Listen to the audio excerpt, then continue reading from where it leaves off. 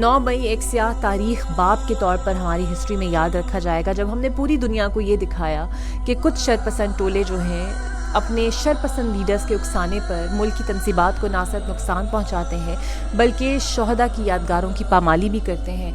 شہداء کی قربانیوں کو بھول کر ان کی یادگاروں پہ کھڑے ہو کر ایسے نعرے بازی کرتے ہیں، گالم گلوچ کرتے ہیں جس سے شہداء کے لواحقین کو تکلیف بھی پہنچی،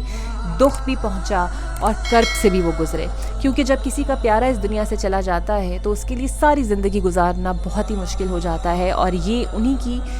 قربانی کی نسبت ہے کہ آج ہم ایک ملک میں آزادی کے طور پر سانس لے سکتے ہیں۔ تو 9 مئی کی جتنی بھی مذمت کی جائے کم ہے، اس عزم کے ساتھ اور اس وعدے کے ساتھ کہ اس طرح کا کوئی بھی واقعہ ہم دوبارہ اس تاریخ میں نہیں دہرائیں گے، اور اس عزم کے ساتھ بھی کہ جو شرپسند اس میں ملوث ہے نہ تو وہ پاکستانی ہیں نہ ہی پاکستانیت کا جذبہ رکھتے ہیں، انہیں سخت سے سخت قوانین کے تحت سزا دینی چاہیے، اور یہ سبق بھی حاصل کرنا چاہیے کہ بطور پاکستانی ہمیں اپنے شہداء سے محبت کرنی ہے، ان کی یادگاروں سے محبت کرنی ہے، اپنے ملک کے اثاثوں سے محبت کرنی ہے، اور ہمیں یہ بھی فیصلہ کرنا ہے کہ کچھ شرپسند لیڈرز کے، کچھ شرپسند سیاسی ایجنڈوں کے تحت چلنے والے